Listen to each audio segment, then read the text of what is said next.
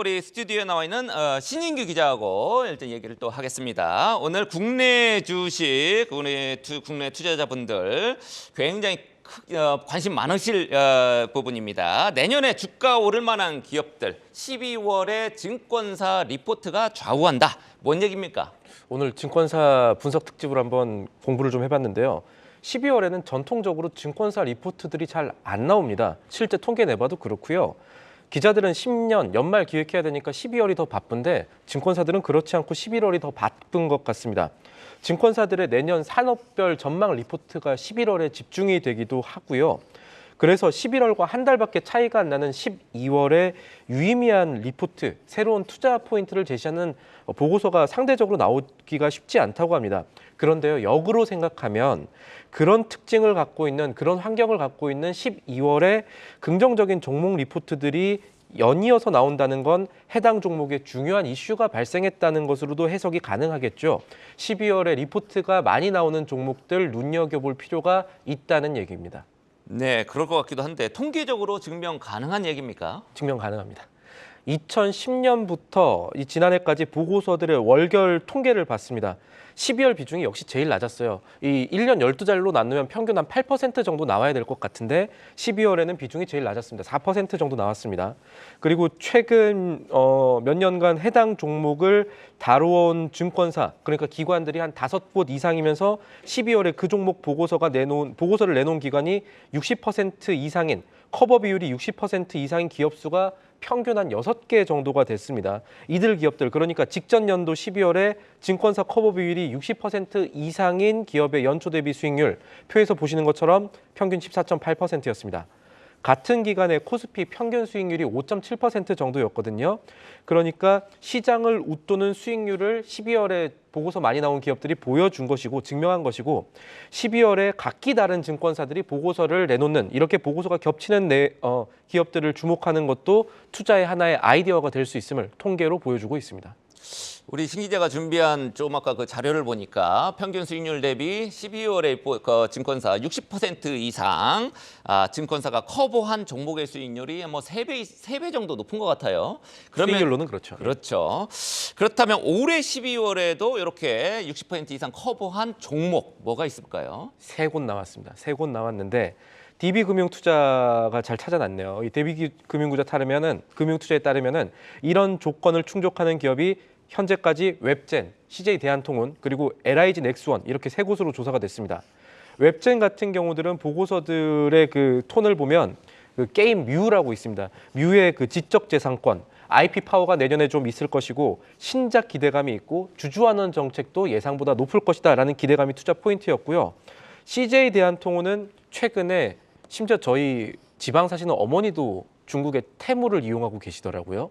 네. 중국발 이 온라인 대단하시네요. 직구가 급증하고 있는 겁니다. 테무라든가 알리익스프레스 이런 데들 나오면서 통관이 지연되고 지금 해외에서 이삿짐이나 통관하시는 분들 애로사항 많은데 그 정도로 이 물류 쪽에서는 수혜를 입을 수 있는 환경들이 있다. 그리고 그 수혜주가 CJ대한통운이 될 수 있다라는 얘기들이 있었고요. LIG 넥슨은 조금 다를 수가 있는데 이번 달 공시가 하나 나왔습니다. 그것 때문에 보고서가 나온 경우일 수도 있어서 간단히 설명드리면 사족 로봇 전문 업체죠. 고스 로보틱스라는 곳인데 이곳의 지분을 60% 인수하면서 이 효과가 어떻게 될 것인가에 대한 보고서 영향으로 12월에 보고서가 많이 나왔습니다. 네. 이제 크게 보면은 웹젠, CJ 대한통운, LIG 넥스원 요 3개가 이제 말씀드렸던 증권사 커버 비율 60% 이상 종목에 해당이 됐습니다. 12월 기준이고요. 자, 다음 이슈는 이제 통신주의 매도 리포트 관련입니다. 자, 통신주 매도 리포트, 이걸 굳이 왜 사요라고 제목을 우리 신 기자가 뽑아왔습니다. 굉장히 도발적인데 예, 지금 개인 의견입니까? 어떻습니까? 개인 의견은 아니고요. 2주 전에도 유사한 증권을 냈던 하나증권의 분석입니다. 근데 이번 보고서가 제가 이 제목에 쓴 대로 톤이 좀 셉니다. 이 KT 분석 보고서에 대한 제목이었는데 이 제목이 이걸 굳이 왜 사요로 붙었습니다. KT가 어제 종가가 35,950원이었는데요. 보고서 내용 살펴보니까 기대배당 수익률 5.4%도 전혀 매력적이지 않다 이렇게 평가를 한 데다 이 주가보다 낮은 목표가를 아예 제시를 했습니다. 33,000원 제시를 유지하면서 증권사 이 보고서 문장 보니까 하루라도 빨리 처분하는 것이 낫다. 이런 문장까지 제가 그렇습니까? 확인했습니다. 예. 콕 집어서 이제 KT를 얘기한 건데 KT만 싫어하는 건가요? 싫어한다고 말씀하시면 아마 그 애널리스트 분께서 아마 그렇지 않다라고 말씀하실 것 같은데 상당히 그래도 공격적인 분석과 문장 속에는 통신주 업황이 생각보다 나쁠 것이라는 확신에 가까운 전제가 깔려 있었습니다. 그걸 살펴봐야겠죠. 하나증권은 KT뿐 아니라 LG U+도 투자 의견과 목표가를 하향했습니다. 그리고 통신주보다는 지금 상황에서 금리 인하 기대되면은 경기 관련주가 더 매력적인 환경이다 이렇게 지적을 했고요. 그나마 SK텔레콤에 대해서는 다른 두 곳보다는 상대적으로 호평을 했습니다. 통신주 안에서는 탑픽으로 뽑았는데 그래도 아주 긍정적으로 본 거는 아니었습니다. SK텔레콤의 현재 주가가 5만 원인데요. 목표가를 6만 원으로 하향을 하면서 주가가 5만 원보다 더 떨어지면 SK텔레콤은 매수가 유리할 수 있다 이렇게 덧붙이기는 했습니다. 네, 전반적으로 이제 증권업계에서 통신주를 좀 부정적으로 바라보는 것 같은데 원인 어디에 있습니까? 이 KT 같은 경우에는요. 4분기 실적이 증권사들이 예상하고 있는 추정치 컨센서스보다도 꽤 낮게 나올 것이다 이렇게 얘기를 했습니다. 영업이익이 한 2천억을 겨우 넘길 것이다 뭐 이런 4분기에 얘기를 했었고요. 그리고 통신사들 자체가 내년에 비용 증가 이슈에다가 정부 규제로 인한 악재가 예정되어 있다라고 봤습니다. 정부 규제라는 건 뭐냐? 최근에 통신비 너무 어렵다. 통신사들 그 돈은 많이 벌어왔거든요. 올해 돈 번 만큼 환원 안 된다 이런 얘기 나오니까 과기부가 5G 중저가 요금제 권고를 했는데 이거를 증권사 예상보다도 통신사들이 너무 잘 따라와 줬다는 겁니다.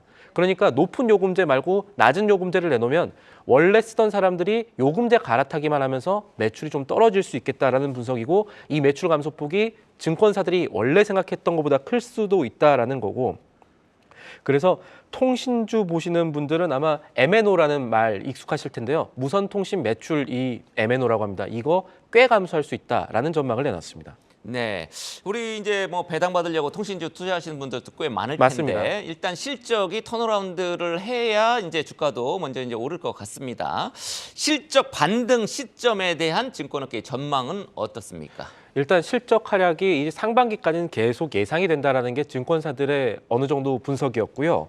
결국 이 주가가 오르려면은 이익 증가에 대한 희망이 생겨나야 될 건데 그 시점이 언제냐가 사실 중요하겠죠. 그 시점은 빨라야 2024년 가을로 예상을 한다고 합니다. 왜 그러냐? 2024년 가을 때쯤 되면은 5G의 조금 더 고급형 요금제라고 봐야겠죠. 5G 어드밴스드 도입과 그에 따른 요금제 개편에 따른 이 객단가 상승 기대감이 그때 생겨날 건데 그러려면 최소한 과기부랑 통신사랑 이 5G 어드밴스드에 대한 어떤 논의가 있고 합의가 있어야 되기 때문입니다. 그래서 사실은 KT 같은 경우는 2025년까지도 이익 전망을 좀 부정적이라고 봤지만 주가 자체는 요금제 개편이나 이동전화 객단가 상승, 아르프라고 합니다. 아르프 상승 기대감으로 2024년 말까지는 뭐 상승세로 진입할 가능성이 높다라고 봤는데 다만 그때도 아주 긍정적으로 본 건 아니더라고요. 한 단계 주가가 하락한 다음에 상승하는 거지 지금보다 더 오를 거는 아니다. 이렇게 봤습니다.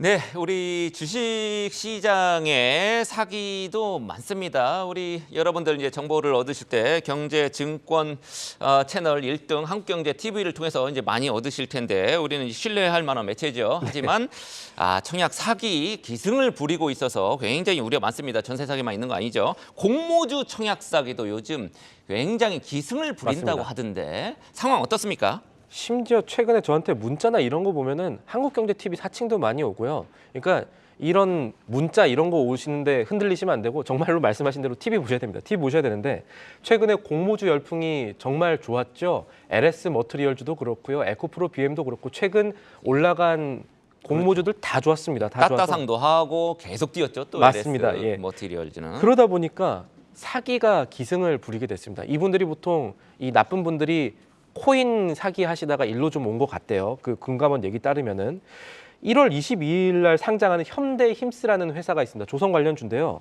여기 가짜 홈페이지가 하나 떴더라고요. 가짜 홈페이지가 떴는데 저희가 그 어떤 식으로 했는지 조금 보여드리면 그럴듯하죠.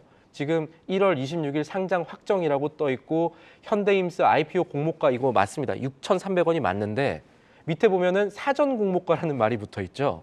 네. 예, 그러니까 우리를 통해서 좀 더 싸게 사시면은 따상이 아니라 따따따상도 가능하다 이런 식인데요. 이거 어떻게 하냐면요. 이렇게 해서 실제로 연락처를 받고요. 개인정보 모집하고 돈을 받습니다. 그 다음에 공모일 날 잠적합니다. 그래서 실제로 이곳뿐 아니라 지금까지 공모주 올라왔던 곳들을 보면은 그 주담한테 전화가 되게 많이 왔대요. 아니 나 사전 청약, 특별 청약했는데 왜 주식 배정 안 되느냐 이런 얘기들 많았습니다. 사기에 당하신 겁니다. 네, 그렇군요. 나쁜 놈들. 자, 그러면 사기를 피하는 방법 예. 좀 소개를 해주자면 어떻습니까? 사기 피하려면은 일단은 이런 거 다 거짓말이라고 생각하시면 됩니다. 공모주는요 현재 이 구조상 보시면 사전이라든가 특별 청약 불가능하다라고 생각하시면 되겠습니다. 그리고 증권 신고서라는 걸 한 번은 꼭 확인해 보셨으면 좋겠습니다. 그래야 증권 신고서 안에는 이 공모주가 맞냐 안 맞냐 이것뿐만 아니라 공모주를 통해서 모인 자금들을 어떻게 쓰느냐 이런 것도 다 볼 수가 있기 때문에 어디서 보면 되느냐. 금감원이 이건 참 잘해놨습니다. 금감원 전자공시 사이트가 있는데 제가 자막으로 달아놨습니다.